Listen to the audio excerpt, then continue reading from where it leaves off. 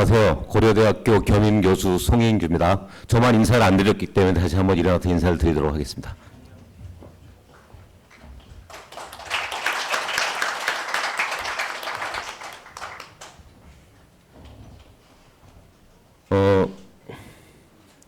우선은 좋은 기회를 마련해 주신 한국금융신문한테 우선 감사드리고 싶어요.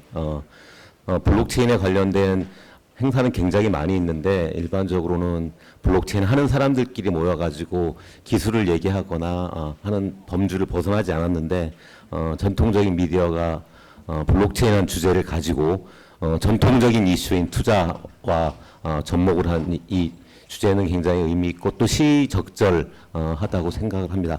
그래서 이 자리를 빌어서 대단히 감사드리겠고요. 혹시라도 이제 늦게 온 분이 있을 수 있으니까 아까 다들 발표를 하셨지만 아주 간략하게 소개를 해주십시오. 우리 곽 대표님부터. 네, 안녕하세요. 에드라의 대표 곽중입니다. 저희는 모바일 기반 블록체인 기업이고요. 뭐 오늘 비트플렉스 상장 또 발표를 이제 하는 막 시작하는 뭐 기업입니다. 모바일로 블록체인 생성도 하고 또 스마트폰 유통도 같이 진행을 하고 있고 스마트폰 베이스로 미디어 플랫폼 전략도 진행을 하고 있는 그런 기업입니다. 앞으로 많이 저희 회사에 관심 가져주시면 감사하겠습니다. 네.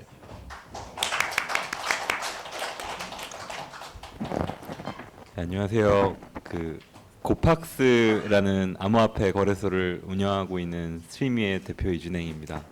저희는 2015년부터 블록체인 애플리케이션 관련된 개발과 연구를 계속 해오고 있는 회사입니다. 감사합니다. 예, 안녕하십니까. 글로벌 암호화폐 거래소 후오비의 CFO를 맡고 있는 이상욱이라고 합니다. 저는 이제 재무 총괄 그리고 투자 분야의 업무를 맡고 있고요. 한국의 이제 좋은 프로젝트들을 이제 많이 소싱을 하고 있고 또 이제 투자자들이 이제 불편하지 않게 이제 투자를 할 수 있도록 좀 많은 노력을 하고 있습니다. 예, 감사합니다. 아주 훌륭한 거래소 두 곳과 최근 각광받고 있는 그런 메인넷 세 분 엑기스를 모시고 이 세션을 진행하게 돼서 굉장히 영광스러운데요. 근데 원래 6분이 하기로 했는데 2분이 먼저 가셨어요. 그러면은 어떻게 시간이 20분이 줄어들게 되는 건가요? 뭐 어쨌든 플로어에서 질문이 많이 나오거나 그러면 좀 플렉서블 하게 하려고 하고요. 저는 원래 학교에서 강의할 때 원래 1시간이면 항상 50분에 끝나는 버릇이 있기는 합니다. 예. 제가 오늘 여기 어떻게 있게 됐는지를 간략하게 말씀드릴게요. 다른 분들이 이제 회사 소개를 통해서 다 했지만 저는 고려대학교 기술영역 전문대학원의 겸임교수입니다. 겸임교수이기 때문에 학교에서는 원래는 기술과 투자, 기술과 M&A를 강의했었고 이번 학기부터는 블록체인과 투자를 강의를 하고 있습니다. 그러니까 오늘 이 세션의 주제하고 굉장히 맞는 강의를 하고 있죠. 학교에서는. 그리고 겸임 교수기 때문에 저는 다른 일을 할 수가 있는데요. 다른 일은 저는 원래 펀드 매니저였었습니다. 그래서 2012년에 마지막에 퇴임할 때까지 우정사업본부에 있었고 우정사업본부가 그때 운영하던 자금의 규모는 140조 원 정도로 운영했었고요. 그 이후에 나와가지고는 3.1세계법인에 전무를 했었고 그리고 고려대학교 교수가 된 지는 4년입니다. 그래서 이제 블록체인 관련해 가지고는 사실은 제가 3년 정도부터 이제 외부 강사들을 초대해 가지고 저도 이제 배우기 시작하다가 지난 학기부터 본격적으로 커버를 하기 시작한 게 되겠고요.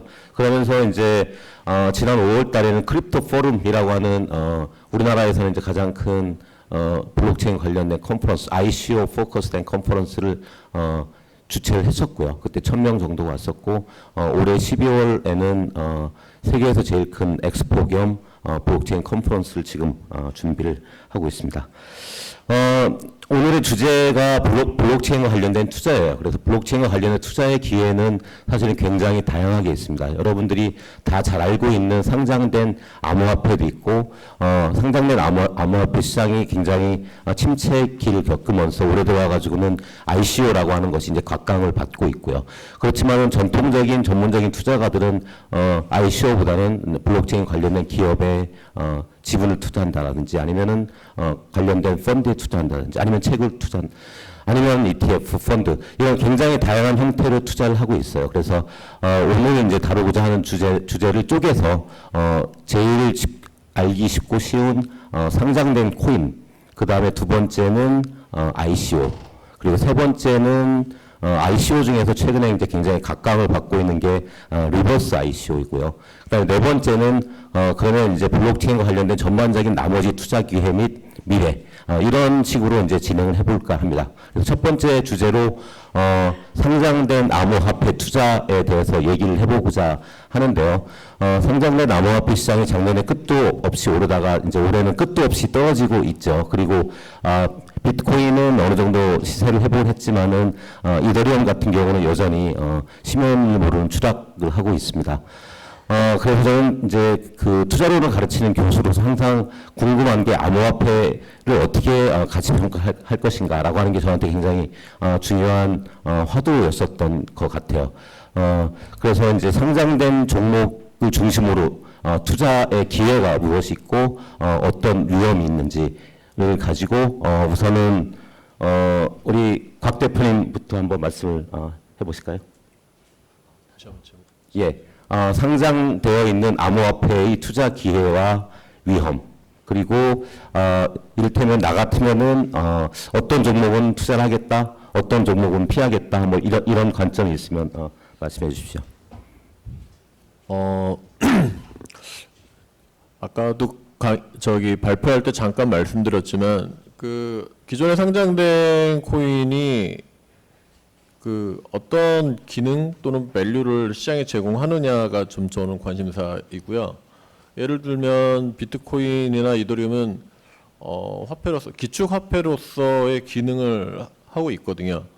그 저는 비트코인이 초기에는 얘는 실제로 결제로서 사용이 안 되고 있기 때문에 화폐로서 기능을 못 하겠구나라고 초기에는 상상을 하다가 알트코인들 많이 생기면서 알트코인의 거래를 비트코인으로 하게 되면서 비트코인의 역할이 드디어 생긴 걸 봤거든요. 마찬가지로 그러니까 비트코인이나 이더리움은 좀 기본적으로 최소한 그런 기축 통화로서의 기능을 확고히 하고 있는 걸로 저는 인식을 하고 있고요.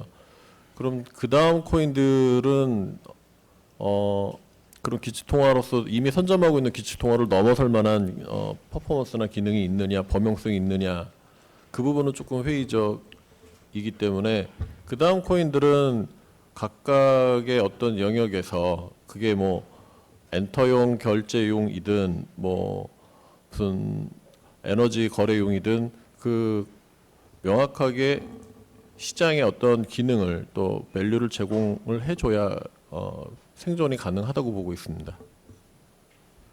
예. 제가 본 관점. 그러면 이 대표님, 이준영. 예, 일단 그 저희 회사의 의견을 대변하는 건 아니고 개인적인 의견들인데 저는 그냥 세 종류로 단순화시켜가지고 보거든요, 코인들을. 그 첫 번째가 이제 이거를 백킹해주는 게 그 무언가인 경우. 그 아직 많이 없죠. 근데 보통 외국에 보면은 시큐리티 토큰이라고 해서 뭐 증권형 토큰이다, 무슨 토큰이다, 아니면 뭐 테더 같은 토큰들도 있고요. 그러니까 이거를 갖고 있으면 이거랑 어떤 무언가랑 바꿔줄게, 뭐 이거를 가져가면은 뭐 상품권을 줄게 등등 어떤 무언가랑 바꿔줄 수 있는 무언가가 백킹하고 있는 종류의 토큰들이 하나가 있는 것 같고, 또 하나가 이제 요즘 많이 나오는 뎁이라고 하는 이제 수많은 토큰들, 이 토큰을 쓰면 어떤 서비스나 어떤 재화를 줄게라고 약속하는 토큰이 있고, 이제 세 번째로는 그 확산 자체가 워낙 커서 비트코인처럼 어떻게 보면은 이걸 백킹하는 게 아무것도 없기도 하면서 또 이 모든 것들이 다 백킹하는 것 같은 종류의 그러니까 화폐와 같은 어떤 형질을 갖고 있다라고 여기는 그런 종류의 이제 세 가지가 있다라고 저는 그냥 단순하게 분류를 해서 생각을 하는데요. 그 아까 곽 대표님 말씀하신 것처럼 뭐 비트코인이나 뭐 이런 이더리움 같이 충분히 네트워크 효과가 만들어진 토큰들 같은 경우에는 그냥 그 자체가 그 크립토 시장의 그 마켓캡이랑 그 시총이랑 같이 산업이랑 사실상 같이 연동하면서 커지고 작아지고 하는 성질을 갖고 있는 것 같고요. 그래서 크립토 산업에 투자를 하고 싶다, 거기에 이제 엑스포저를 갖고 싶다라고 하면은 제일 대표적인 어떤 비트코인이나 이더리움 같은 거에 투자를 하는 게 맞겠다라고 생각을 하시고요. 물론 크립토 시장은 굉장히 볼라타일할 거고요. 그리고 두 번째 말은 어떤 서비스가 백킹해지고 있는 토큰들 같은 경우는 사실 굉장히 그 엔젤 투자보다도 더 실패율이 많은 되게 위험한 하이 리스크 하이 리턴 투자라고 생각이 되고요. 이런 것들이 이제 결국 가치를 키우겠다는 얘기를 하는 게 결국은 이 시스템의 경제 생태계 자체의 크기를, 그러니까 총 그 MB 자체를 이렇게 딱 그 PQ 자체를 이제 키우겠다는 어떤 그런 개념인데, 현실적으로 이제 그런 구조가 된다라고 하면은 진짜 거대한 글로벌 플랫폼이 돼야 될 것 같다라는 생각이 들고, 물론 그런 플랫폼들이 나올 수 있겠지만 이제 그게 각 버티컬, 우리가 한 5년 정도 생각했을 때 각 버티컬당 이런 것들이 다 나온다고 해도 한 150개 이상 나오긴 쉽지 않지 않을까 정도의 보수적인 시각을 갖고 있고요. 네. 진짜로 이 인더스트리에 한번 투자를 해보고 이노베이션에 투자하고 싶은 엔젤 투자의 마인드가 계신 분들이 이제 투자를 하면 좋을 것 같다라고 생각하는 토큰들이고, 이제 마지막으로 이제 무언가가 백킹해주고 있는 토큰들은 사실상 거래소에 많이 상장은 안 되어 있습니다. 그런 프로젝트들도 많이 없고요. 왜냐면은 이게 그 실질적인 어떤 그런 무언가, 뭐 증권이 됐건 뭐가 됐건 간에 그런 걸로 이제 가치를 백킹을 해주고 있는 종류의 토큰들이 사실은 이게 리얼 월드, 그러니까 실제 세상에 그 연결고리를 두고 있는 거기 때문에, 특히 그리고 그런 것들의 경우에는 이게 사실은 규제랑 굉장히 밀접한 영향이 있거든요. 예를 들면은 뭐 내가 이 리츠 상품, 뭐 부동산 상품을 토크나이즈 해가지고 판다라고 했을 때 그 토큰을 사서 실제로 내가 그 부동산에 대한 임대 수익과 그 뭐 이런 것들을 못 받을 수도 있는 거고, 이게 블록체인이랑 그대로 연결돼 있는 거가 아니잖아요. 그래서 아직 이런 것들은 가능성은 되게 좋다고 보고 있긴 하지만 지금 실제로 이제 이런 거에 투자할 수 있는 기회는 좀 적은 것 같다.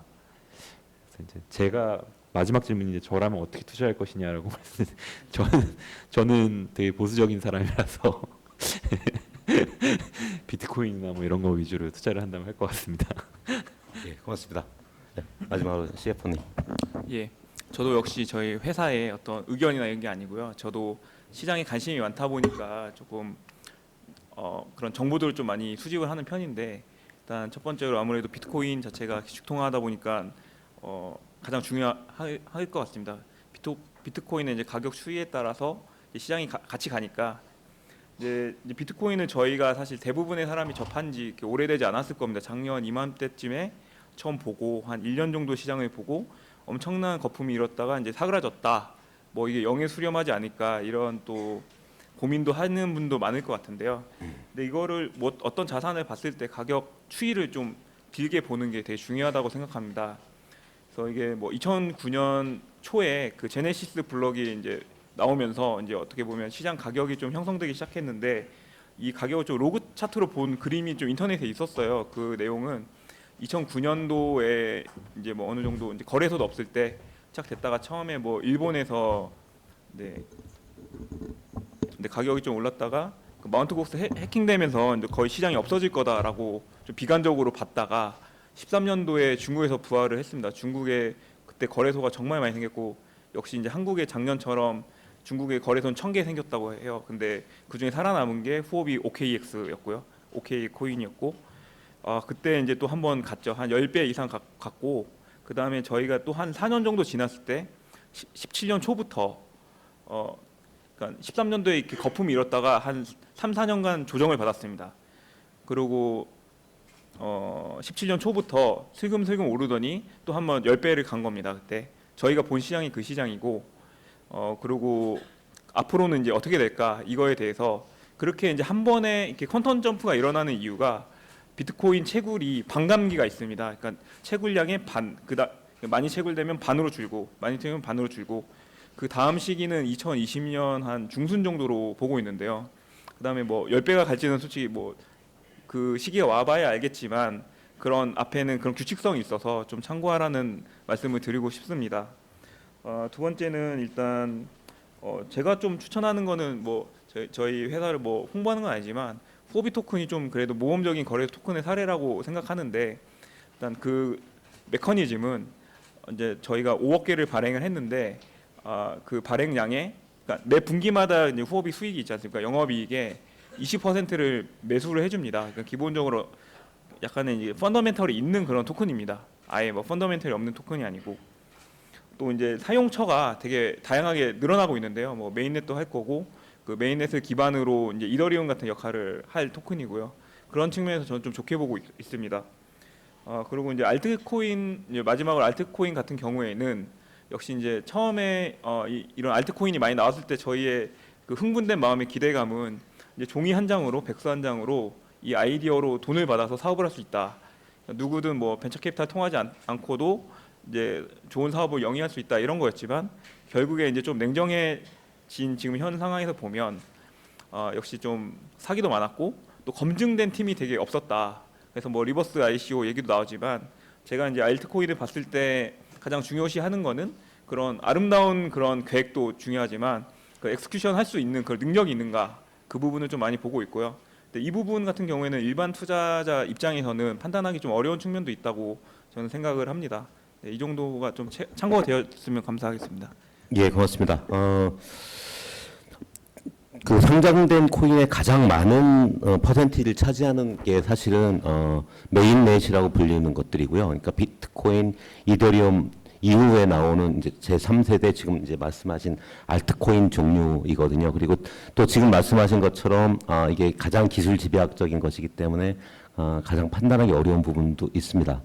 그래서 가장 중요한 부분이기 때문에 이 부분에 대해서만 이제 의견을 표시하지 않은 우리 이준행 대표님하고 곽준규 대표님한테 추가적으로 알트코인에 대한 견해를 좀 여쭤보고 싶고 특히 곽준규 대표님 같은 경우는 이제 알트코인을 직접 개발을 하셨잖아요.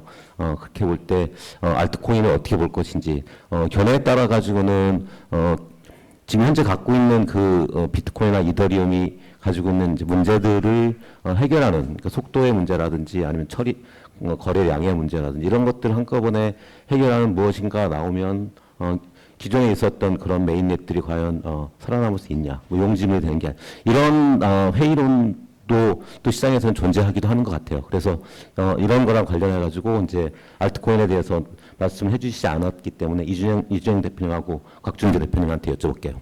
예, 사실 제가 답을 드렸다고 생각은 했는데 그 알트코인, 그러니까 코인들 전체를 놓고 봤을 때 이제 기축이 아닌 토큰들을 다 알트코인이라고 정의를 한다라고 봤을 때 알트코인이 이제 두 종류가 그 중에서 있다라고 말씀을 드렸던 거고, 근데 그 두 종류 다 굉장히 위험한 고위험 투자라고 생각을 하고 한다고 말씀을 드렸는데 또 추가적인 질문이 알겠습니다. 우리 곽 대표님. 네. 결국은 시장에 그 블록체인을 통해서 어떤 밸류를 제공하느냐가 관건일 것 같거든요. 그러니까 얘가 어떤 가치를 제공하지 않으면 지금 어떤 비전이 있어 보인다라고 해서 코인의 가격이 뭐 상승이 있어 보인다고 해도 실제 아직 코인들이 시장에서 어떤 금융 쪽으로 유통 쪽으로 이렇게 화폐로서 기능을 하고 있지 거의 하고 있지 못하거든요. 그럼 어떤 화폐들이 실제로 그런 기능들을 실제 구현들을 하는 것들을 사례들이 하나둘씩 나타났을 때 그 옥석들이 급격히 이제 차이가 날 거고요. 아까 말씀드렸듯이 기축통화가 되는 비트코인이나 이더리움은 어쨌든 그 화폐로서 기능 자체는 지금 굉장히 떨어지지만 그 기축통화로서 기능은 이제 확고하게 하고 있기 때문에 그 부분들은 상당 기간 갈 거거든요.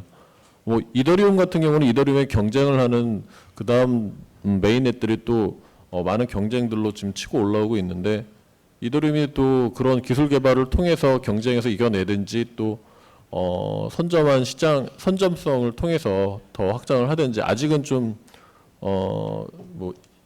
좀 이슈가 있는 것 같고요. 뭐 이더리움이 선점을 한 것들은 굉장히 큰 포지션을 가지고 간 것이겠지만요.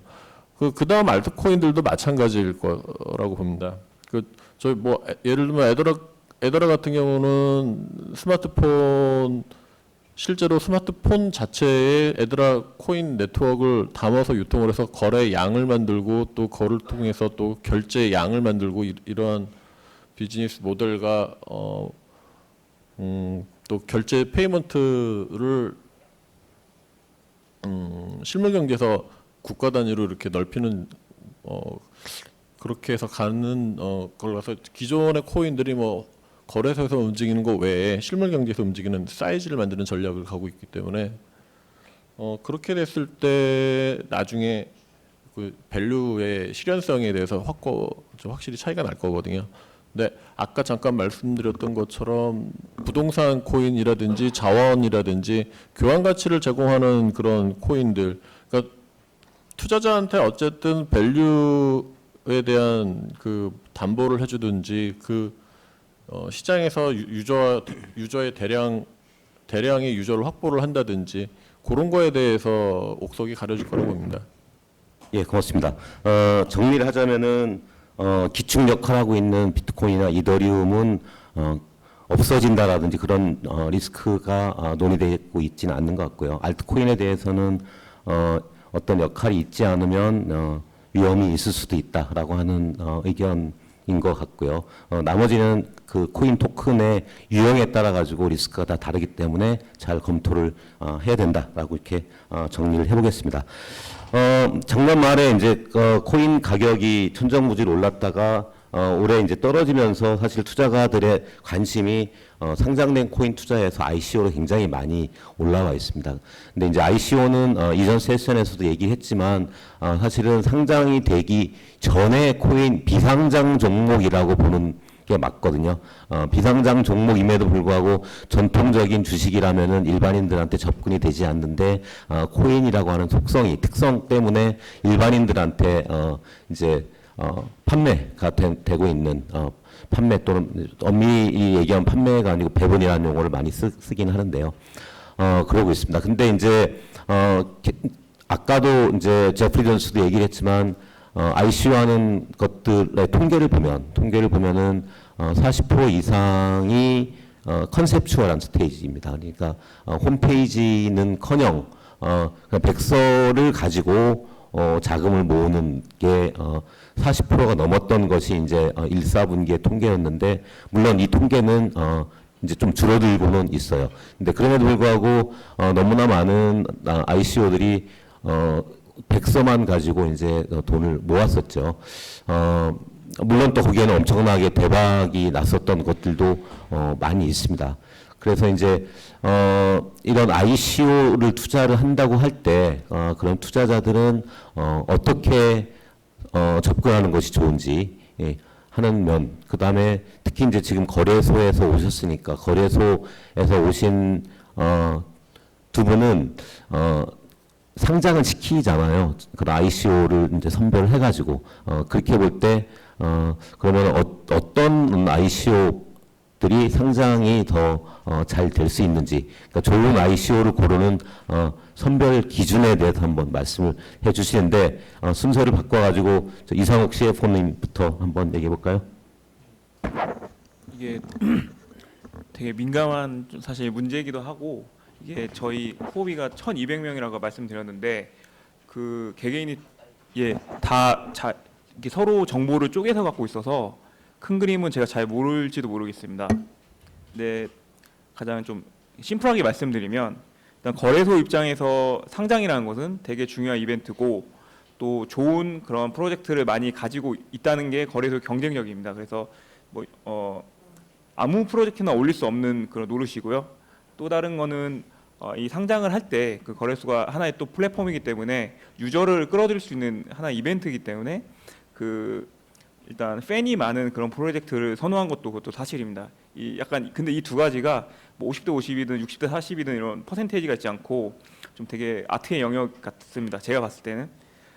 그리고 저희가 상장을 할 때는 그 상장 조직을 이렇게 나눠 있어요. 그래서 서로 크로스 체크를 하는데 뭐 상장 심사하는 사람들끼리도 크로스 체크를 하고 또 외부에 저희 후업이 연구소가 있는데 거기서 보내서 또 승인을 득해야지 상장을 하기 때문에 이 회사에서 전체를 다 알고 있는 사람은 거의 없다고 저도 생각을 합니다. 그 밖에 좀 제가 말씀드리고 싶은 거는 뭐 일단 거래소가 또 상장권을 가지고 좀 이렇게 어떤 뭐 힘을 이렇게 발휘하기보다는 저희가 좀 미래의 그런 상장 그 메커니즘을 좀 좋게 보는 건 사실은 하닥스입니다. 저희가 HT 유저한테 투표를 해서 올리는 것인데요. 이때 프로젝트 발굴은 저희가 크립토 펀드들한테 많이 좀 요청을 하는 편입니다. 그래서 슈퍼노드라는 그런 제도가 있어서 저희 이제 파트너들인데 거기서 좋은 프로젝트를 발굴하면 저희에게 추천을 해주고요. 그 추천한 프로젝트를 이렇게 쫙 이렇게 줄을 세우고 거기서 후오비 유저들이 가장 원하는 프로젝트 상장을 하고 있습니다.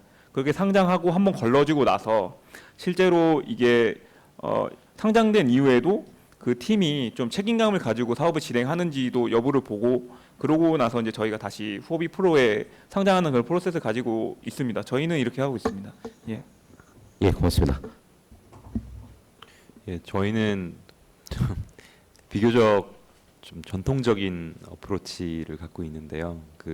일단 프로세스 와이즈로는 그 상장위원회라는 게 회사에서 이제 구성해서 존재되고 그 상장위원회에서 이제 상장 검토를 하기 위해서 필요한 실사 및 자료들을 이제 파일링하고 이제 하는 거를 이제 실무협의체라고 해가지고 이제 이렇게 이원화시켜서 일단 운영을 하고 있고요. 그 실무협의체 그리고 상장위원회에서 보는 기준은 코인을 보는 기준은 뭐 디테일한 것들이 많이 있는데 그냥 하이 레벨에서 러프하게 말씀드리면 일단 첫 번째로는 이게 진짜 블록체인으로 만드는 게 말이 되는지, 그러니까 사실 블록체인이 필요가 없거나 이게 그냥 상관이 없는데 그냥 단지 어떤 ICO에 대한 하이프 때문에 만들어진 것들이 되게 많거든요. 네. 그런 것들은 그냥 본질적으로 그러니까 확산이 되기가 쉽지 않은 구조이기 때문에 이제 그런 것들은 저희가 스크리닝을 첫 번째로 하고 있고요. 그리고 두 번째는 이제 팀 실사 그리고 그 개발한 것들 이제 코드 실사를 자체적 그리고 이제 요새는 이제 그것들을 이제 스마트 컨트랙트 실사해 주는 업체들까지 이제 같이 고용을 해가지고 이제 보고 있는데 이제 이런 부분들 그러니까 팀을 인터뷰를 하고 이제 양력들을 보고 그 다음에 이제 만들어 놓은 코드들을 보면은 이제 실제 이제 그 코어 팀의 역량이라는 게 어느 정도 가늠이 된다라고 일단 보고 있고요. 그리고 그 어떤 크리티컬한 코어가 없이는 이게 네트워크 효과를 만들 수 없다라고 생각을 하고 있기 때문에 이제 그런 역량 부분에 대한 실사를 하고 있고요. 그리고 마지막 부분은 이제 뭐 거창하게 말하면은 뭐 코인 이코노믹스다라고 거창하게 얘기를 하는데 저희가 볼 때 이제 뭐 코인이 분배되어 있는 분배 구조라든지 아니면은 이제 뭐 발행이라든지 이제 소멸되는 어떤 그런 기본적인 논리 자체가 이 프로젝트의 목적과 어떤 로드맵과 맞지 않는 경우라든지 아니면은 뭐 그 이런 코인 배분된 것 자체가 그 소비자 피해를 크게 낳을 수 있는 리스크가 심각하게 있어 보인다라는 경우 뭐 예를 들면 이거는 되게 매스 프로젝트인데 뭐 특정 투자자들이 뭐 대부분의 토큰을 갖고 있고 한두 사람이 대부분의 토큰들을 갖고 있고 한다라고 하면은 이거는 상장을 했을 때 시세 조정이라든지 이런 것들이 일어날 확률이 굉장히 높기 때문에 이제 뭐 그런 여실하게 보이는 부분들에 대해서 배제한다. 요약드리면은 세 가지 물어보는데 블록체인 비전이 맞다, 팀 역량이 있다, 세 번째로 이제 그 분배 자체가 잘 되어 있다. 이 세 가지를 봅니다. 예. 예, 고맙습니다. 거꾸로 이제 상장을 심사를 받고 그런 입장에서 겪었을 것 같아요. 예. 네. 저희 뭐 상장을 해야 되는 입장에서는 지금 후오비의 저런 프로세스가 되게 호감이 많이 가네요. 네. 실제로 그 메이저 상장사에 접근을 해서 그런 기준의 어떤 제안을 받고 그다음에 그 상장 조건에 맞춰서 여러 가지 그 액션들을 수행하는 게 쉽지는 않거든요. 근데 오히려 후오비처럼 저렇게 공개적으로 모든 투자자들한테 투표를 받아서 하는 건 굉장히 좀 좋을 것 같고요. 또 개인들이 직접 ICO를 통해서 투자를 하는 것도 방법인데 요즘 최근에 이제 많이 활성화되고 있는 크립토 펀드에 개인들이 크립토 펀드에 투자를 해서 그렇게 해서 간접으로 하는 방법도 그 시장도 좀 많이 활성화되면 좋을 것 같아요. 그리고 저희도 뭐 회사 입장에서는 투자자 입장에서는 역시나 ICO를 진행할 때는 뭐 아까 말씀하신 이제 거래소 입장에서 검토하는 부분들이 당연히 개인들도 검토를 하면 좋은 부분들일 것 같고요. 그러니까 결국은 그 블록체인이 왜 사용되어야 하는지 그 이유가 명확하게 소비자한테 투자자한테 제공 그 이유가 정확하게 좀 전달이 될 때 그런 것들로 좀 투자를 하시면 좋을 것 같아요. 네, 뭐 이 정도입니다. 예, 고맙습니다. 이제 거래소에서 오셨으니까 이거는 또 다 ICO 하는 데서 궁금해하는 게 상장 수수료 문제인 것 같아요. 그래서 그게 투명하게 밝힐 수 있는 것인지 좀 잘 모르겠고요. 상장 수수료 관련해 가지고 어쨌든 제가 들은 루머는 몇 억에서 몇십억에서 이제 100억이 넘는다는 얘기까지도 사실은 듣고는 있는데 두 분 거래소에서 오셨으니까 한번 대답을 해줄 수 있나요? 저희는 상장 수수료를 받지 않습니다. 저희는 상장 수수료를 받지 않고요. 그 이유는요.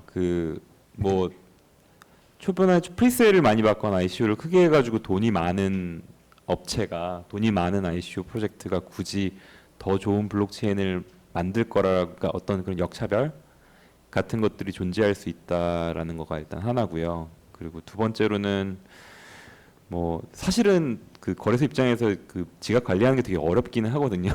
근데 그럼에도 불구하고 좀 워낙 업계가 굉장히 불투명하고 루머도 많고 한데 그래도 좀 좋은 좀 장기적 관점으로 이렇게 좀 좋은 사례, 어떤 좋은 기준, 표준들을 좀 만들어 보고자 하는 마음에서 받지 않고 있습니다. 네. 예, 고맙습니다. 예, 저희는 이제 상장 수수료가 아니고요. 상장 디파짓이라고 하는데요. 근데 제가 금액에 대해서는 제가 잘 모르겠고요. 그런데 이걸 받는 이유가 있습니다. 어떤 저희 거래소에 상장을 했을 때 과거 사례가 뭐 하나를 예를 들자면 뭐 코인이 예를 들어서 뭐 1억 개를 발행한다고 했는데 2억 개를 발행한 적이 있습니다. 그렇게 되면 그런 피해는 다 소비자들이 책임지게 되잖아요. 그런 것 때문에 이런 디파짓을 받는 거고 저희가 이거를 저희 뭐 회계로 인식하는 것도 아니고 그냥 거래소에 지갑 안에 넣어놓는 겁니다. 그런 식으로 좀 이해를 해주셨으면 좋겠고 어쨌든 그때는 저희가 이제 피해를 발생했을 때 후오비에서 다 그런 피해 복구를 해줬고요. 또 다른 예로는 저희 후오비의 이제 가장 큰 이제 원칙이 일단은 상장이 됐을 때 코인 가격이 많이 떨어지게 되면 회복할 수가 없습니다. 상장되고 나서 그런 걸 막기 위해서 디파짓으로 뭐 재매수를 한다든지 초기 시장 조성을 위해서 쓰는 부분이 있습니다. 예. 예, 고맙습니다. 상장 수수료는 그래서 제가 여러 군데 많이 얘기를 해봤는데 이제 큰 금액은 시장에서 알려진 것처럼 받는 데는 없는 것 같고 이제 10억 미만, 5억 이하 정도의 금액으로 받는 데는 공개적으로 얘기하는 데 있는 것 같고요. 오히려 이제 중간에서 브로커들이 상장 컨설팅 명목으로 받는 게 훨씬 더 많은 것 같아요. 그러니까 이제 그러면 결국은 또 거래소는 고민해야 되는 게 그러면 이런 브로커들이 왜 이렇게 설계를 치는지에 대한 답을 해야 되는 거 아닌가요? 어떻게 보세요? 아픈 질문을 계속해서 해서 죄송합니다. 예, 이 대표님부터. 네. 질문이 뭐였죠? 그러니까 상장 수수료를 받는다고 하는 데는 사실은 없거나 아니면 아주 소액에 지나지 않아요. 그러면 실제로 벌어지고 있는 현상이 뭐냐면 컨설팅하는 브로커들이 그 수수료를 받는 거거든요. 그러면은 이제 제가 궁금한 건 왜 이런 상장 컨설팅 업체들이 이렇게 돈을 많이 받으면서 활개를 칠까 하는 것이, 물론 이게 그 거래소만의 100% 책임은 아니겠죠. 그렇지만 거래소도 일정 부분 답을 해야 되는 게 아닌가 생각을 해요. 무슨 답을 해야 될까요? 이건 그러니까 수수료 그 시장에서 그러니까 그 상장 컨설팅 업체들이 회사마다 조금씩 다른지는 모르겠어요. 그러니까 바이낸스 후오비도 얘기를 들은 것 같은데, 그러니까 몇십억 정도씩 아니면 심지어는 100억 넘는 이제 수수료가 회사가 받는 게 아니고 상장 컨설팅을 하는 데서 받는 거로 알고 있거든요. 이거를 거래소 입장에서는 사실은 컨트롤을 할 수가 없을 것 같은데요. 그러니까 뭐 저희가 어떤 권한이 있고 적어도 볼 수 있는, 모니터링 할 수 있는 어떤 뭐 뭔가라도 있으면은 이제 이런 어떻게 보면은 좀 배드 액터들의 행위들을 저희가 막을 수 있는데, 저희가 뭐 어떤 규정이 있는 것도 아니고 규정을 막을 수 있는 것도 아닌 상태에서 저희가 하고 있는 최소한은 적어도 이제 저한테 사실은 좀 로비 같은 게 들어오는 경우들이 좀 있는 것 같아서 상장해달라고. 저는 그러니까 그냥 프로세스를 되게 명확하게 만들어 놓고 그냥 저 같은 경우는 그냥 그 이런 일체 상장, 저는 상장 심의에 참여하지 않습니다. 그리고 이제 상장 심의에 참여하는 것도 이제 계속 롤링으로 해서 어떻게 보면 객관성을 갖게 하기 위한 부분들, 그런 부분들에 이제 그 프로세스에 그래서 신경을 굉장히 많이 쓰고 있는 부분이고요. 그냥 시장에서 일이 벌어지는 이런 일들 같은 경우는 이런 걸 통한 어떤 프로젝트라든지 소비자 피해들이 많은 경우에 대해서는 사실은 뭐 이게 해결할 수 있는 방법은 두 가지가 있죠. 원론적으로 이걸 해결할 수 있는 방법은 첫 번째, 뭐 어떤 가이드라인이 됐건 어떤 강제력 있는 규정 같은 것들이 나와서 이런 행위들이 뭐 어떻게 보면 좀 뭐 이것도 좀 애매하기는 해요. 근데 뭐 예를 들면은 뭐 프로젝트를 속여서 뭐 돈을 엄청 해먹고 실제로는 아무 밸류에드를 못하는 그런 계약들이 만들어지는 것 자체가 굉장히 큰 문제다 업계다 해서 한 경우에는 뭐 하나는 이제 규정을 만드는 경우들이 하나가 있을 것 같고, 그리고 두 번째는 뭐 업계 표준을 만들 수 있을 정도의 큰 거래소가 주류가 된다라고 하면은 이제 그런 행위들이 근절되는 형태로 진화할 확률이 좀 있을 것 같고요. 예, 그렇습니다. 예, 고맙습니다. 호흡이는 어떠신가요? 저희가 한국에서 이미 거의 나온 프로젝트는 한 번씩 다 들어와서 검토를 한 것 같고요. 그런데 결론은 기준의 미달입니다. 예, 그게 그래서 이제 어떤 브로커를 찾아서 저희에게 접촉을 하시거나 그런 루트는 저희는 없고요. 만약에 그런 이제 비용이 있으시다면 차라리 좀 개발자를 더 뽑으셔서 더 기술 개발을 하시는 게 죄송합니다. 그런 뜻은 아니고 어쨌든 그런 게 더 현명할 것 같습니다. 저희의 뭐 어떤 비공식적인 루트나 그런 건 없고요. 저희 사무실은 선능력이 있습니다. 그래서 그쪽 오셔서 직접 저희 미팅을 잡으셔도 됩니다. 네. 예, 고맙습니다. 어쨌든 시장에서 이제 제일 그 지금 문제시되고 있는 거래소 관련해서 문제시되고 있는 게 두 가지다면 해킹하고 상장 수수료인데 상장 수수료가 이슈이기 때문에 제가 좀 집요하게 괴롭혀 드렸습니다. 죄송합니다. 그 정리를 하자면은 이제 좋은 프로젝트가 일단 유저수가 많은 프로젝트, 그다음에 블록체인의 역할이 명확해야 되고 팀이 그걸 구현할 수 있는 역량이 있어야 되고 토큰 이코노미가 잘 분배 구조와 맞춰가지고 이제 형성이 되어 있어야 되고, 그다음에 좋은 크립토 펀드들이 투자를 받는 것들, 이런 것들이 이제 상장할 때 어드밴티지로 작용할 수 있다라고 하는 식으로 이제 간략하게 정의를 하겠고요. 저는 여기서 애드하고 싶은 거는 이제 밸류에이션을 꼭 애드를 하고 싶어요. 그러니까 굉장히 많은 일반 투자자들이 지금 현재 가격이 얼마인지, 그래서 가격이 5원이니까 10원만 되면 2배고 100원 되면은 20배 오르는 건데 100원 안 가겠어. 이렇게 접근하는 사람들이 너무너무 많아요. 근데 항상 시가총액으로 계산을 해야 됩니다. 어떤 투자를 할 때 지금 현재 가격 곱하기 총 발행량입니다. 회사가 갖고 있는 거를 포함해서 회사가 갖고 있는 것도 나중에 배분이 되는 경우가 많기 때문에 총 발행량 하면은 지금 현재 뭐 10원이지만 1억 개를 발행하면은 10억이고요. 100억 개를 발행하면 1000억이고요.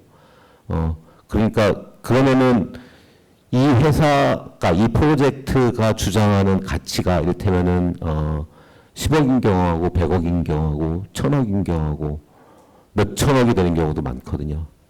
그러면은 말이 되는지 안 되는지 일단 가능할 수 있거든요. 그런 기초적인 밸류에이션을 꼭 해보시기를 권하겠습니다. 세 번째 주제로 넘어가겠습니다. 리버스 ICO. 리버스 ICO가 이제 제가 관심을 갖는 이유는 ICO 통계를 보면은 ICO 레이팅이라고 하는 데서 나온 통계를 보면은 1, 4분기에 리버스 ICO가 전체 ICO의 7%, 2, 4분기에는 14%로 나타나고 있고요. 올해 들어서 가장 큰 ICO는 텔레그램이 한 ICO인데요. 텔레그램 두 번에 걸쳐 가지고 약 2조 원의 돈을 모았고요. 일본에서 가장 큰 전자상거래 업체 중에 하나인 라쿠텐 ICO 했고요. 우리나라 카카오, 네이버 다 ICO 한다고 이제 얘기하고 있고, 얼마 전엔 예스24 ICO 한다고 나왔고, 코닥도 ICO 한다고 하고, 그래서 이제 지금 벌어지고 있는 현상은 우리가 이제 그동안 많이 우려를 했었던 스타트업들이 아무것도 준비되지 않은 상태에서 백서만 가지고 돈을 모으는 그런 ICO보다는 기존에 있는 기업들이 블록체인 시장에 뛰어들어가지고 하는 ICO가 급격히 늘어나고 있는 것이 이제 지금 이제 주목해야 되는 그런 현상인 것 같아요. 그래서 이런 현상에 대해서 어떻게 보고 그리고 그러면 리버스 ICO 같은 게 투자를 한다고 보면은 기존의 ICO하고 좀 다른 부분이 있을지 이런 부분에 대해서 우리 각 대표님부터 좀 말씀을 해주십시오. 뭐 제가 투자자 입장이라면 당연히 저는 리버스 ICO를 선호할 겁니다. 그만큼 뭐 투자 안정성이 있고 기반이 있는 거니까요. 뭐 그만큼 또 기존의 ICO는 크라우드 펀딩에 좀 가까워서 새로운 아이디어에 도전적으로 일반 개인들이 접근 가능성을 극대화시킨 게 현재 ICO인데 그거를 통해서 성공할 수 있는 사례들도 기존에 많이 성공했던 사례들도 많이 있었지만 또 그럼 앞으로도 있을 거고요. 또 그런 바탕 하에 이제 기존의 기업들이 리버스 ICO를 통해서 현재 진행을 하고 있는데요. 투자자 입장에서는 리버스 ICO를 뭐 마다할 이유 없을 것 같습니다. 이제 저 같은 경우는 리버스 ICO가 저희 회사는 아니기 때문에 그 리버스 ICO에 경쟁할 만한 경쟁력을 갖추도록 잘하겠습니다. 네, 고맙습니다. 네. 예, 이준영 대표님. 예. 예, 저는 사실 케이스 바이 케이스라고 생각을 합니다. 네, 굳이 이제 근거를 설명을 드리면 뭐 AT&T가 인터넷 때 뭐 구글 그러니까 검색 알고리즘 검색 엔진 만든다 그래서 구글보다 더 잘 만드는 건 아니라고 생각을 하는 부분이 있고요. 그리고 두 번째로는 그냥 이론적으로 지금 많은 데이터를 갖고 있는 회사들이 더 좋은, 더 보편적이고 더 확장적인 블록체인을 만든다라고 하면은 일정 부분 자기네들이 갖고 있는 에셋을 그 블록체인에다 놓으면 이제 바로 유스 케이스가 보이는데 그게 좀 현실적으로 쉽지 않을 것 같아서 어떤 그런 회사와 프로젝트 간의 어떤 이해상충이 존재할 거라고 생각을 합니다. 예. 일단 네. 저는 리버스 ICO가 주목받는 이유는 일단 엑스큐션 할 수 있는 팀이 검증이 되었다라는 거라고 생각을 하는데 그거랑 좀 다른 포인트로 저는 글로벌 진출이 되게 중요하다고 생각합니다. 그런 팀들이 예를 들자면 한국의 뭐 배달의 민족이 뭐 이제 푸드테크 쪽에서는 1등이지만 요기요 그리고 뭐 배달통 이런 기업들은 거의 IT 기업의 특성상 1등만 사실 거의 살아남게 됩니다. 뭐 카카오, 라인 뭐 이렇게 보더라도 근데 국내 시장은 5천만 명 정도, 그러니까 우리나라 인구가 5천만 명이고 뭐 IT 이 시장은 이제 그보다 적을 텐데 언제까지 이 작은 시장에만 국한돼야 되느냐. 그런데 그에 비해서는 저희 맨파워가 너무 좋다. 한국 사람 저희 IT 업계에 계신 분들이 되게 글로벌 마인드도 있고요.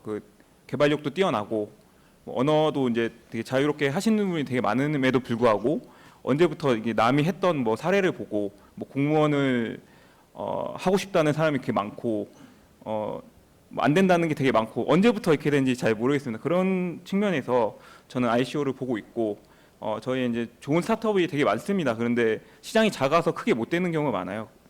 예를 들어서 뭐 전자상거래 같은 경우에 뭐 알리바바나 아마존이 있지만 우리나라는 뭐 G마켓 뭐 이렇게 비교해 보면 뭐 중국의 디디라는 그런 회사가 있지만 저희 뭐 카카오택시 너무 작잖아요. 그래서 저희가 이제 글로벌 진출할 수 있는 그런 교두보로 ICO를 활용할 수 있었으면 좋겠습니다. 예, 고맙습니다.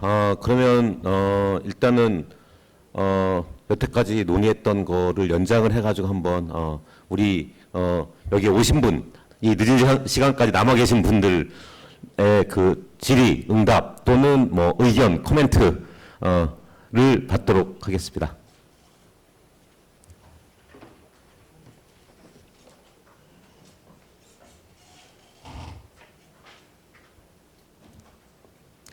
죄송하지만은 자기 소개를 간략하게 해주고 나서 질의를 해주세요.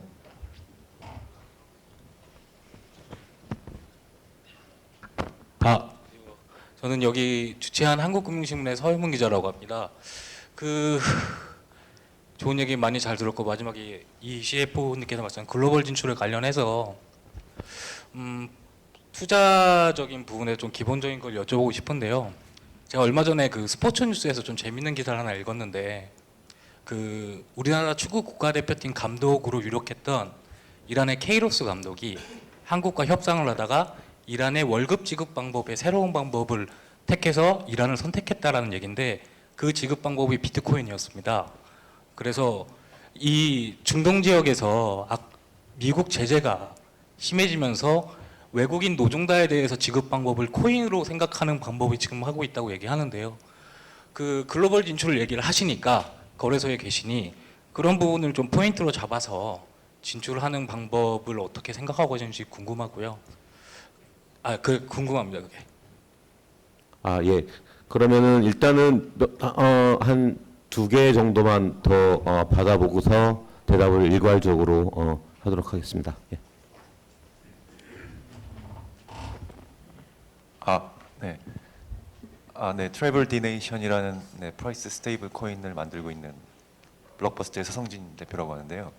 요새 이제 뉴스나 이런 거 보면 ICO를 국내에서 하겠다는 업체도 있고 뭐 대학도 ICO를 국내에서 하겠다라고 나오는 업체들이 있는데 오늘 와서 이렇게 보니까 발표 자료 중에 올해 초에 거래소도 폐지를 하겠다라고 했었던 일이 있었잖아요. 그럼에도 그 이후에 거래소들이 많이 나왔잖아요. 여기 코팍스도 사실 그 이후에 나오신 거고. 이런 분위기로 봤을 때 거래소 또 사실 어떻게 보면 정부에서 정책상 반하고 있는데 만드셨을 것 같은데 어떤 결정을 하셨었는지 좀 궁금하긴 해요. 특히 코팍스 대표님. 네, 그럼 궁금합니다. 예. 하나 정도만 더 예. 오늘 좋은 말씀 너무 감사합니다. 좋은 인사이트 많이 얻었고요. 저는 거래소 해킹 보장 보험 코인 인코디움 코파운더 우송대학교 김승래 교수라고 합니다. 어제 2시에 라토큰하고 비트마트에서 정말 어렵게 상장을 했습니다. 정말 어려웠더라고요. 이렇게 어려운 줄 몰랐습니다. 블록체인 암호화폐 만든다고 그러니까 천재 아니면 너 미친놈이라고 친구들이 얘기를 하던데요. 그게 어떻게 될 건지는 저 판단가 그럼 나겠죠. 근데 중요한 부분은 통계적으로 비트코인이 전체 코인 시장의 한 55% 넘어가는 순간 알트코인은 거의 사망식 선거나 마찬가지라는 얘기를 지금 하고 있는데 지금 비율이 지금 52~3%까지 올라와 있더라고요. 뭐 이더리움도 거의 한 달 전 45만 원에서 23만 원으로 좀 떨어져 있는 상태이고요. 저는 이걸 어떤 측면에서 보면 지금 거품이 가셔지는 시점이 아닌가라는 생각하고 있는데 거품이 가셔지는 시점에서 진성 코인과 컨셉만 갖고 있는 코인들이 구별되는 시장이 드디어 오지 않을까라는 생각을 확신하고 있는데요. 그런 심리적인 한계가 언제쯤 올 것 같은가 전문가로서 정말 꼭 듣고 싶습니다. 언제쯤 이 심리적 장벽이 무너질 것인가, 이 거품이 언제쯤 터질 것인가, 예, 네, 이런 걸 좀 여쭙고 싶습니다. 진짜. 고맙습니다. 네, 감사합니다. 예. 세 가지가 나왔는데 이제 처음에 두 질문은 사실은 뭐 상대를 거의 지정을 해서 질문을 했기 때문에 먼저 대답을 해주시면 좋을 것 같아요. 그래서 이제 처음에 경향신문 기자분이 질문하신 그 글로벌에 대해서는 우리 이 CFO님이 대답을 해주시면 될 것 같고, 그 다음에 이제 두 번째 거래소 관련된 거는 또 이준행 대표님이 답을 하셔야 될 거고, 세 번째는 이제 뭐 얘기할 분이 있으면 얘기를 하면 되는데, 똑같이 이 어려운 시기에 메인넷을 개발하셨으니까 곽준규 대표님이 한번 인사이트를 주시면 어떨까 싶고요. 일단 그 순서로 답을 먼저 해보겠습니다. 네, 그 질문 감사하고, 근데 제가 이게 평소에 이거에 대해서 사고를 많이 하지 않은 문제에서 지금 잠깐 든 생각이긴 한데요. 일단은 그러니까 말씀하신 거는 글로벌 진출을 할 때 차라리 암호화폐로 뭐 월급을 지급하나, 뭐 보수를 지급하는 게 좋지 않냐 이런 말씀이신가요? 네, 네. 예. 네. 네. 변해가는 트렌드가 네. 조금씩 생긴다고 생각을 합니다. 그렇다면 국내 그 거래소나 이런 네. 기술을 가진 업체들이 그 시장을 미리 좀 파악을 해서 예, 그런 무슨 방법이 말씀인지 어떻게- 알았고, 되게 좋은 아이디어라고 생각합니다. 예전에 저는 못했던 문제인데, 근데 뭐 제 주변에도 보면 이제 저희 뭐 후업이나 이런 데는 아니고 그 ICO 프로젝트 하시는 분들은 종종 뭐 암호화폐로 그 급여를 받으시는 분도 좀 보기는 했고요.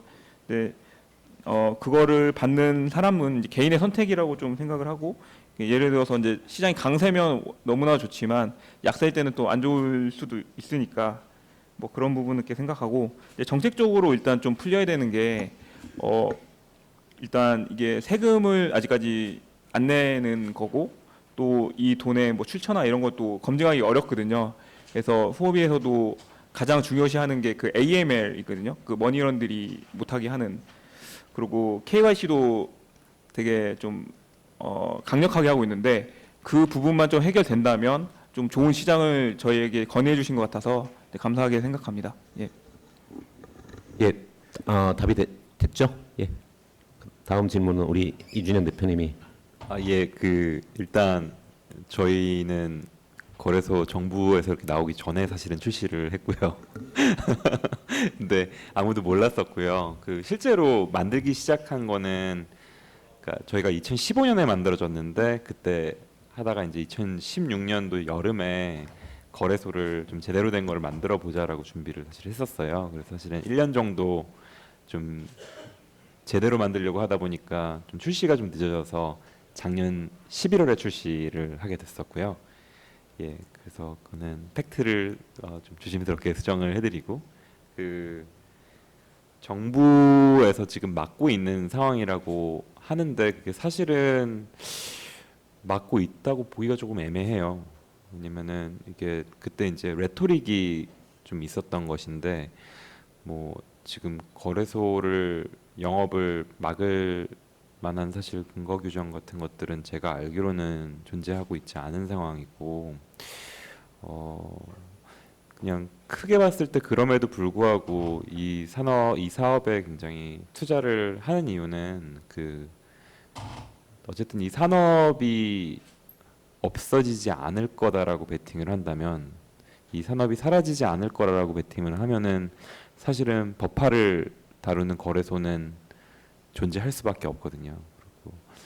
그리고 실제로 블록체인이라는 것들에 대한 어덥션이, 페네트레이션이 유의미한 정도로 커진다, 그런 상황이 온다라고 하면은 이거는 거래소가 없어지는 건 아니고, 이건 일종의 산업에 대한 어떤 산업 인프라 같은 거가 이제 법화 거래소가 되는 거거든요. 이제 그런 차원에서 좀 저희가 갖고 있는 어떤 이렇게 돼야 된다라는 비전이 있고, 이렇게 했으면 좋겠다라는 아이디어가 있고 이제 이거를 좀 실현시키면서 어떻게 보면은 저희가 저희 주관으로는 업계가 좀 발전하는데 좀 긍정적인 방향으로 공헌을 하고 싶다라는 좀 의지가 많이 있었던 것 같습니다.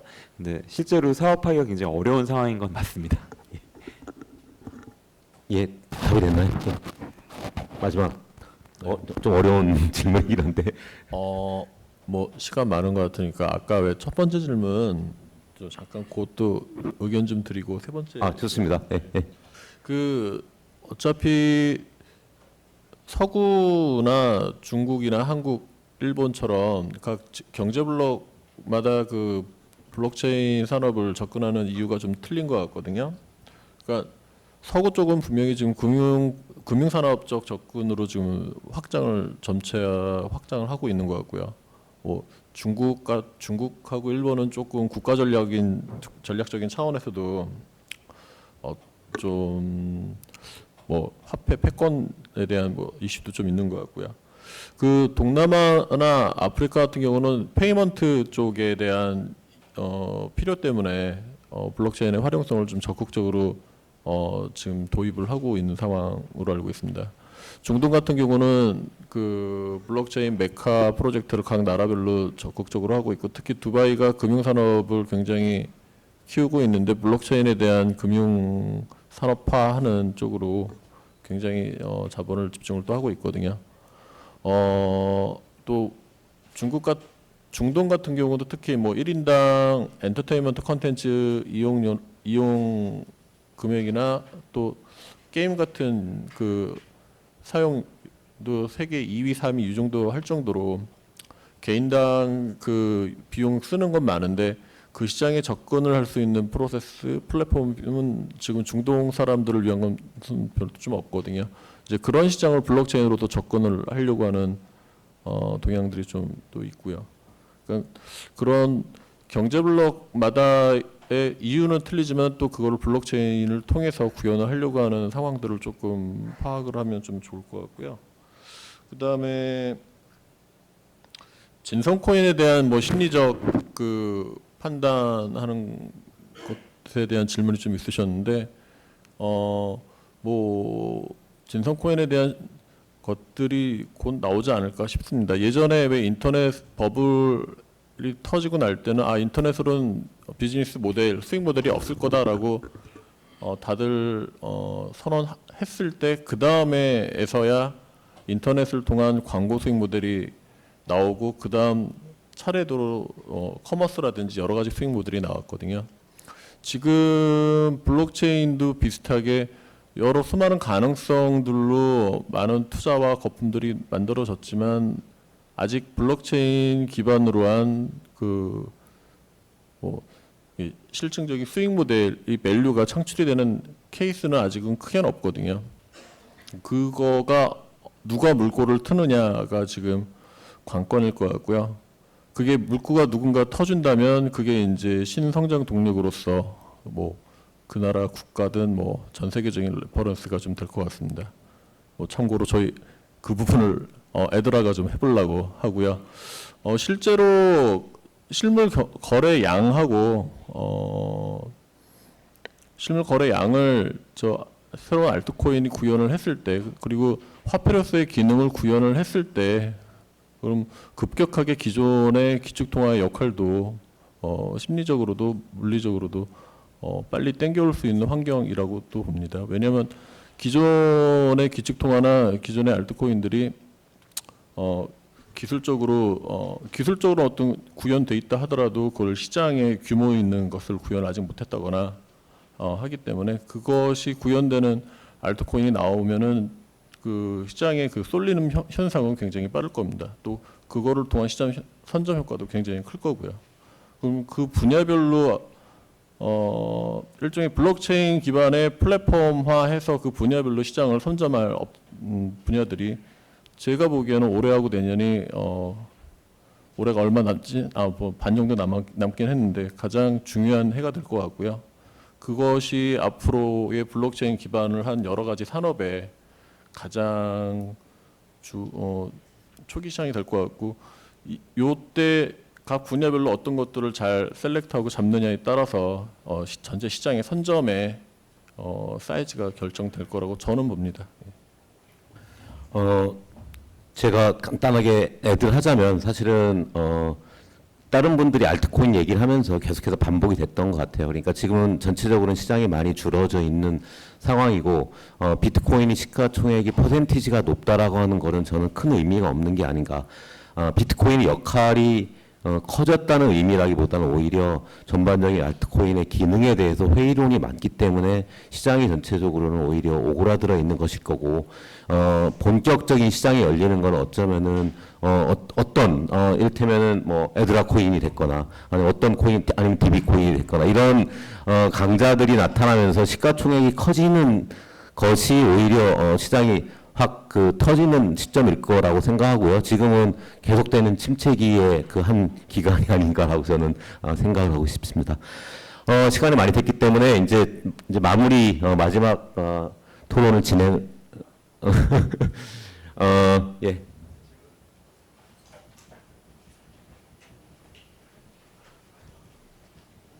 네, 안녕하세요. 저는 스탠다드 앤 푸어스에서 나온 우덕스라고 합니다. 최근 코인 가격이 그 기관 투자자들이 들어오느냐 마느냐 이거에 따라서 많이 이제 왔다 갔다 하는 것 같고 또 뭐 기관 투자자라고 하긴 그렇지만 뭐 각종 크립토 펀드를 통해서 뭐 패밀리 오피스들 좀 어그레시브한 그런 스타일을 가지고 있는 펀드들이 조금씩 참여를 하고 있는데 제가 질문 드리고 싶어 하는 내용은 지금 현재 어떠한 부분이 뭐 개선이 돼야지 기관 투자자들이 이제 이 시장에 대해서 진지하게 생각을 할 것이며 그리고 이제 유의미한 기관 투자가 들어왔을 때는 현재 하시고 계시는 사업들이 어떤 식으로 좀 변할 수 있는지 그거 좀 궁금합니다. 고맙습니다. 사실은 이 부분이 마지막 우리가 토론하려고 한 주제하고 연결이 되어 있기 때문에요. 우선은 이제 토론을 하고 나서 만약에 미진한 부분이 있으면 또 그 부분을 답을 할 수 있는 것 같습니다. 왜냐하면은 이제 기관 투자자가 지금 안 들어와 있는 것도 아니고 들어와 있기는 하지만 본격적으로 들어오진 않은 거죠. 그래서 우리의 미래, 제가 이제 마지막 주제는 블록체인의 미래와 관련된 거예요. 그러니까 블록체인의 미래가 어떻게 될 것인가. 그리고 그런 블록체인의 미래에서 투자 기회는 어디에 있을 것인가라고 하는 거로 이제 찾아볼 거고요. 그 중에 굉장히 중요한 부분이 기관 투자에 참여가 되겠죠. 기관 투자에 참여하고 밀접한 것 중에 하나가 ETF 같은 것일 것 같습니다. 그래서 물론 ETF가 만들어지면은 그게 개인들한테도 다 분산 투자를 할 수 있는 그런 효과가 있는 것이긴 하지만 ETF가 만들어진다고 하면 그 자체는 이미 기관 투자자가 들어와서 만들어야만 되는 거지 않습니까? 그렇기 때문에 그런 부분이 있을 수도 있고 그래서 이제 기존에 우리 총 논의를 다시 한번 정리를 하면 우리는 상장된 코인에 대해서 얘기를 했고 그리고 ICO에 대해서 얘기했고 리버스 ICO에 대해서 얘기를 했어요. 근데 아직 얘기하지 않은 건 사실은 기관 투자를 지금 제일 많이 투자하고 있는 부분이 에코티 투자죠. 블록체인 관련된 에코티 투자도 있고 아니면 어떤 상장된 기업이 블록체인 비일산 주가가 오를 수도 있습니다. 그래서 상장된 기회, 그 다음에 뭐 ETF, 그리고 기관 투자자들을 통한 간접 투자, 이런 굉장히 여러 가지 형태들이 아직은 본격화되지 않은 상태에서 열려 있는 것 같습니다. 그래서 이제 마지막 질문은 블록체인의 미래, 그리고 그러면 이런 미래에서 볼 때 내가 생각하는 투자 기회, 이렇게 좀 마무리를 지었으면 좋겠고요. 그 이상옥 CF님부터 대답을 해주시겠습니까? 예. 일단은 외부적 요인으로 정책적인 측면이 아무래도 그 기관들에게 있어서는 좀 부담이 많이 될 것 같습니다. 그 이유는 일단 이 암호화폐의 정의 자체가 뭐 자산인지 뭐 화폐인지 아직까지도 논의 단계이고요. 그리고 이제 세금을 또 어떻게 내야 되는지 나중에 이제 투자를 많이 해서 뭐 이익을 얻었어도 그게 또 세금을 다 나갈 수가 있는 리스크가 있기 때문에 이런 부분은 근데 외부적인 요인이고 저희 거래소 입장에서 보자면 일단 기관 투자자들이 사실 저희한테 오셔서 이제 거래를 어떻게 할 수 있는지 어떤 기간 지연 뭐 API나 이런 것도 문의를 많이 하시는데 일단 가장 이제 직접 들었을 때 우려하시는 부분은 거래소 서버가 안전한가? 이게 거래를 막 한창 하고 있는데 서버가 다운돼서 이렇게 손실을 입는데 어쩔 수가 없는 그런 상황이 될 수가 있거든요. 그거 하고 고객 자산 예치를 하는데 증권 거래 같은 경우에는 예탁결제원에서 이게 예치를 하기 때문에 뭐 되게 안전하다고 볼 수 있잖아요. 그런데 암호화폐 거래소 같은 경우에는 거래소에서 예치를 하기 때문에 그런 부분을 좀 우려하시는 것 같습니다.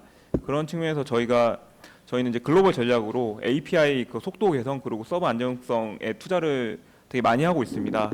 그래서 이제 기관들이 큰 금액을 거래하더라도 일단 뭐 거래량도 많을 뿐더러 그리고 거래를 하더라도 안정적으로 거래할 수 있게 그렇게 많이 조치를 하고 있고 또 그 일단은 뭐 주식 시장처럼 어떤 예탁결제원 이런 건 아니지만 저희가 콜드월렛에 따로 분리를 하거든요.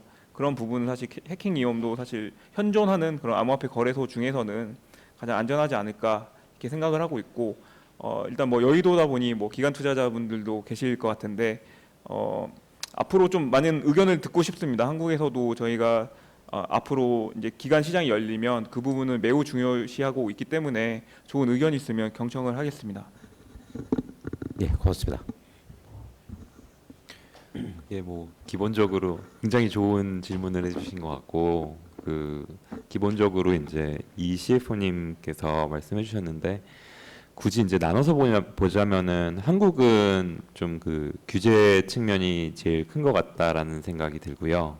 왜냐면은 보통 투자 조합이나 했을 때 이제 어떤 데에 투자할지도 기본적으로 이렇게 딱 명시를 해놓는데 이제 이 법적 지위 자체가 없으니까 크립토 같은 경우는 그래서 이제 그게 제일 선행될 수밖에 없는 게 우리나라의 상황인 것 같고 좀 글로벌하게 봤을 때는 지금 있어야 될 게 없는 게 많이 있죠 인더스트리에서. 네. 대표적인 예가 아까 말씀하신 것들은 예치.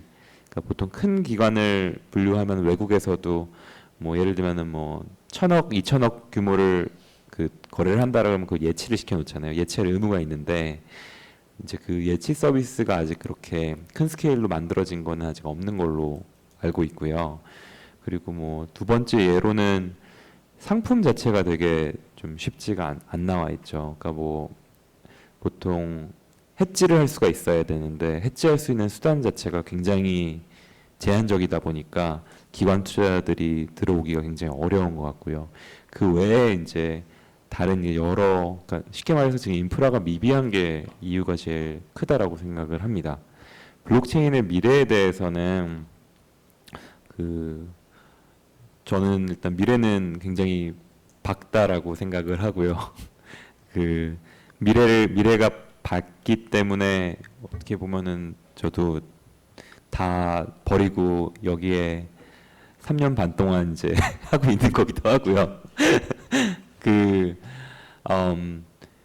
지금 미래를 만들기 위해서 지금 현 시점에 제일 중요한 거는 그런 제일 기본적인 인프라를 만드는 일이라고 생각을 합니다. 그러니까 아까 말했던 인프라를 탄탄하게 만들고 그 다음에 운영에 있어서의 표준을 제시할 수 있는 것, 이 두 가지가 지금 시점에서는 특히 저희 같은 업자한테는 제일 중요한 당면 과제라고 생각합니다.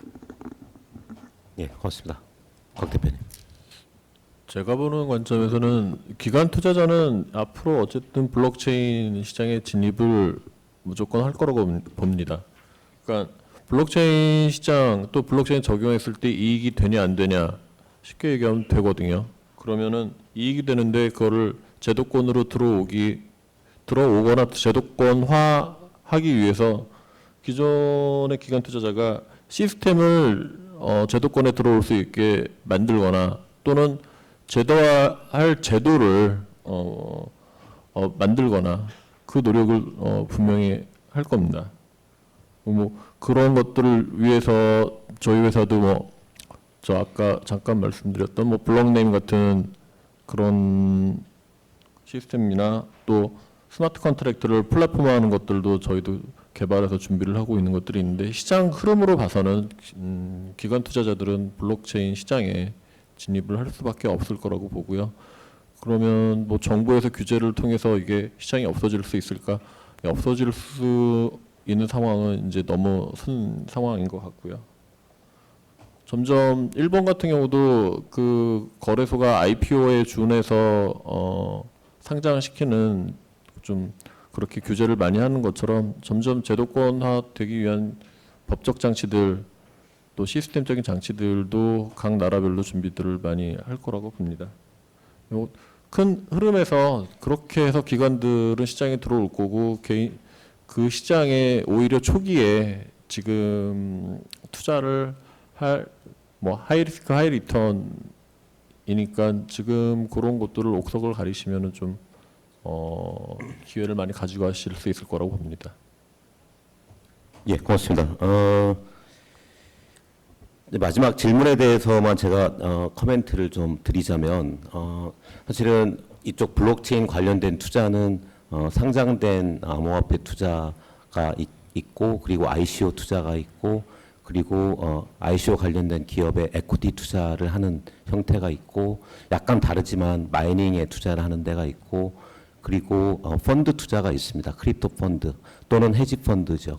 그래서 기관 투자자는 지금도 말하자면 크립토 펀드나 헤지 펀드가 기관 투자자에 해당이 되는 거고요. 그 다음에 VC들이 있습니다. 그래서 이제 상장된 암호화폐 투자가 좀 적은 편이죠.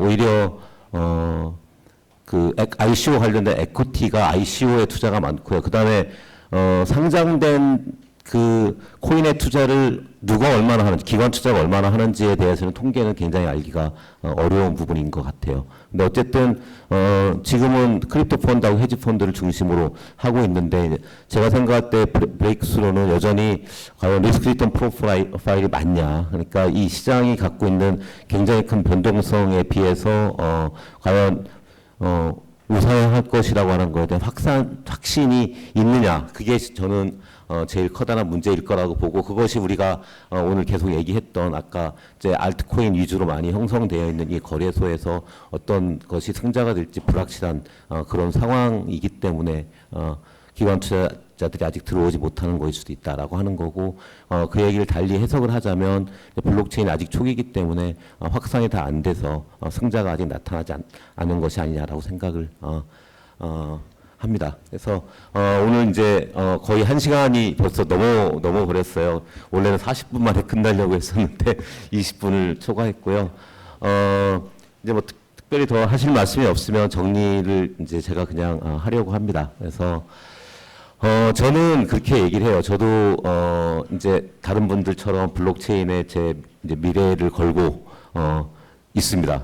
제가 회사도 하나 만들었고 학교에 있는 수업도 바꿔가지고 이제 블록체인과 투자라고 하는 걸 만들어가지고 다시 돌아갈 수가 없는 길을 저도 이제 가고 있는데 많은 사람들이 저한테 거꾸로 얘기를 하죠. 블록체인이 정말 되는 거냐? 블록체인이 지금 되는 게 뭐가 있어?